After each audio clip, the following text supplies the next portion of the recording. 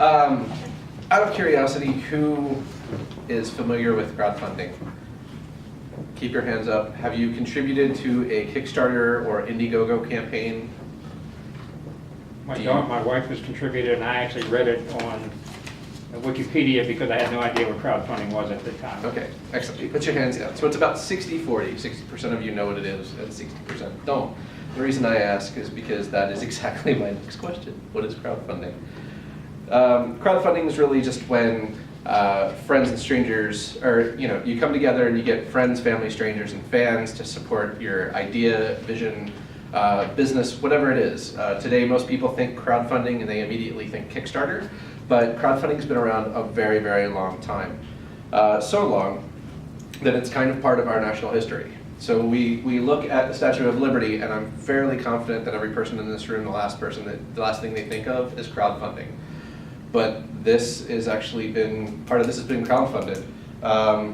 When the Statue of Liberty was coming over from France, they didn't have enough to do the pedestal stand. So New York couldn't afford it, other states couldn't afford it combined. So what ended up happening is a gentleman ran it out in his newspaper, basically saying, we'll take $1, we'll take whatever you want, and crowdfunded the pedestal of the Statue of Liberty. So over $100,000 was raised in 5 months with 160,000 donors, ranging from young children, businessmen, street cleaners, and politicians, with more than three-fourths of those contributions coming in at just about $1. So when you're thinking about crowdfunding, it's not a fad, it's not new, it's been around for a while in various different forms. A little bit about myself is that I did a feature-length film in 2009, and this is before Kickstarter actually got created. Indiegogo was in its infancy, and nobody knew about it. But I literally just went around and passed the hat. I said, if you have $5, you can be in the movie. If you have $1,000, I'll list you as a producer. If you give me $20, I'll give you a t-shirt. Like, I was just bartering any way that I could to keep the movie funded. And we actually, completely funded the movie through funding like that with very, very minimal investors. Which got me kind of thinking is that it's sales. And this applies to any genre, writers, movie makers, technology, across the board. This is how we can do it from a little bit more of a grassroots point of view. So I want to talk about the difference between the two big ones, which are Kickstarter and Indiegogo. There's GoFundMe and there's tons of other ones, but these are your two big predominant ones. And I want to clear up a little bit of a misconception. A lot of people think Indiegogo and they automatically think, oh, that's the place where they just take your money if you fail or not. It's true, they have two different models. They have the all or nothing, just like Kickstarter, but they also have the keep it all. And there's a penalty with the keep it all. This isn't just simply you get to take the money and run with it. But let's just break it down for a little bit. The campaign eligibility to run a campaign on Kickstarter is really kind of tight and refined. Indiegogo, there's none. You could pretty much run a crowdfunding campaign on Indiegogo for anything that you need. Platform fees. Kickstarter has a flat 5% fee. Indiegogo has a 4% fee if you reach your goal, but if you don't reach your goal, you still keep the money, but they take 9%. And the reality is, through the life of the campaign, they still take 9%. If your campaign is successful, they give you 6% back. And then third-party fees, and this is where the difference really kind of comes into play. Kickstarter has a 3% fee plus 20 cents per contribution. So basically, the more contributors you have, the more Kickstarter is penalizing you. Indiegogo has a 3% fee for PayPal credit cards, or if you're a nonprofit organization, through an organization called First Giving, you can actually give charitable contributions every time somebody contributes. So if you're doing a fundraiser for, say, the American Red Cross, and the American Red Cross allows you to raise on their behalf, First Giving then becomes the facilitator, and the person that contributes automatically gets an email with a tax-deductible credit letter thingy. I should know that, I have a nonprofit. So you have 3% versus 5%, and this is where the fees kind of really start to differ. So you have 8 to 10% minimum with Kickstarter. I can't do the math on how many contributors you'd have on average, but you could basically do the math of 20 cents per contributor times however many contributors you may have. They also have a different fee. If it's less than a $10 reward, it's 5% plus 10 cents per $10 or less fee. Whereas you have a kind of max with Indiegogo. You have 7 to 13%. 13% if you fail, 7%, maybe a little bit higher if you succeed. And then who's the platforms good for? They're both good for groups or individuals with strong communities. This is the backbone of crowdfunding. It's not simply putting up a campaign and people will flock to it. You really have to do a lot of work to bring people here. Nonprofits can run on Kickstarter, but you can't do any charity-based contributing. Whereas Indiegogo will allow you to do a fundraiser for your church, Kickstarter will not allow you to mention or have any kind of your funds going towards anything other than an art, comics, design. If it's not going to the product you're creating, Kickstarter won't allow it. I know that firsthand. My first crowdfunding campaign, my films give 100% of the proceeds to charity. So I mentioned in the campaign video and in the text, 100% of the net proceeds will go to charity. And in the movie, in the pitch video, I said, 100% of the proceeds from the last movie went to charity, with $117,000 being divided by 5, and they made me cut it out. Indiegogo was like, bring it. Like, we will take it, and we will give you tax credits, and we will help you. So nonprofit organizations would actually benefit from being on Indiegogo. Now, this may be public, and I know the video is, so I don't have a problem saying this. I'm going to give you something that's completely off the record. As Neil Gaiman said, since I got a nice quote from him, secret information is always good. So the strongest difference between the two is customer service and support of your campaign. Kickstarter is email-based. You will probably never speak to a human being. When you have a problem or you submit your campaign, it's all email-based, and they will take their time responding to you, and they will reject your campaign, and they may not even tell you why.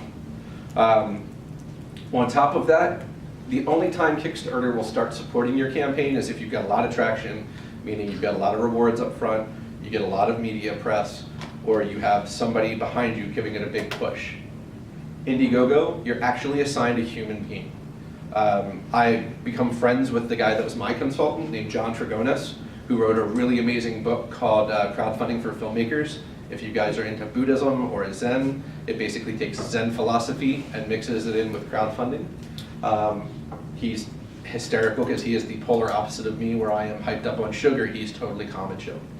But I talked to John, and John got on the phone with me for an hour, and he reviewed my campaign, and he actually told me where things would improve. And thanks to John, I figured out how to refine some of my expertise in crowdfunding, and was far more successful on those platforms. On top of that, Indiegogo didn't wait for me to be successful. As soon as the campaign was up and running, they tweeted about it, and then John tweeted about it. So the biggest difference between the two of these, for me, comes down to the most important thing for the 45 to 60 days of your campaign, which is customer service.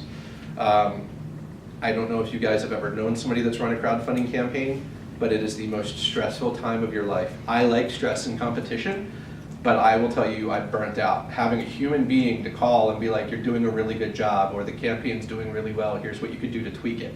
And he wasn't just there in the beginning, he was there in the beginning, middle, and end. He checked in with me, how things are going. I've referred people to him. I've sold his book for him. Like, that's how much the customer service difference between Kickstarter and Indiegogo. And I will concede that Kickstarter has the bigger name. And the reason Kickstarter has the bigger name is because some of the celebrities that have gone there have drawn attention to it. Like, almost would bank, if you have 1 or 2 big celebrities have big successes on Indiegogo, it's going to be an all-out war. And then the last thing that I didn't include on this slide, and this is predominantly for filmmakers, so it doesn't apply to writers, but it's a nice thing. Indiegogo just partnered with Vimeo, so if you are a digital distributor of any form, whether it's music videos or even educational things, once your campaign is successful, you can actually digitally distribute it through Vimeo. So would that work for book trailers and things like that too, if you're doing video book trailers? I believe it'll work for book trailers. It'll work for if you want to do, if somebody decides to be nice and makes a TV movie of your book. However you want to do that, there's a nice partnership between those 2 organizations now. So let's talk a little bit about the crowdfunding process before I go into the details. And if at any time, I know I'm talking fast, I've had a lot of Starbucks today, I apologize, just tell me to slow down or ask questions. So the crowdfunding process is broken down to its simplest points. You have your idea, your book. Your book can be any part of the crowdfunding process. You could raise money to go on a trip to a big conference where you're going to pitch your book. You could raise money for the editorial process. You could raise money for the printing process.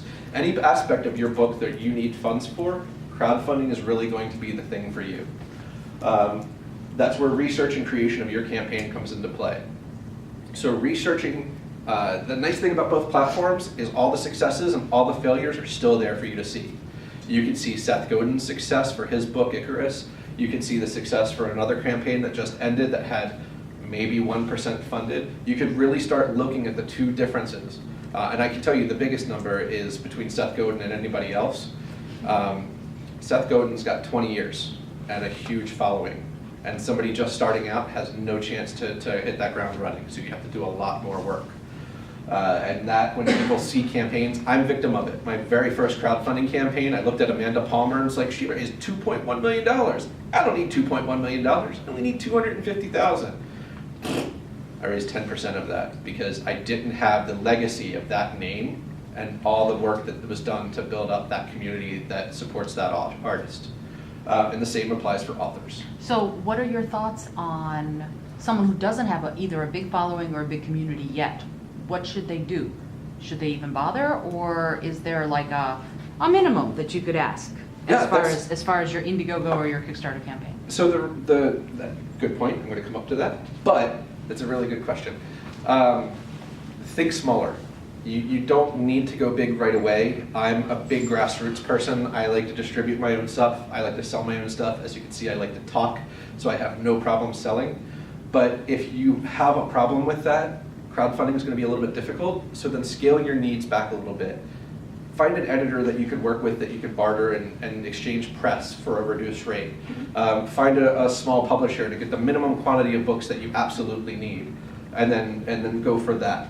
You don't have to go big and reach like the,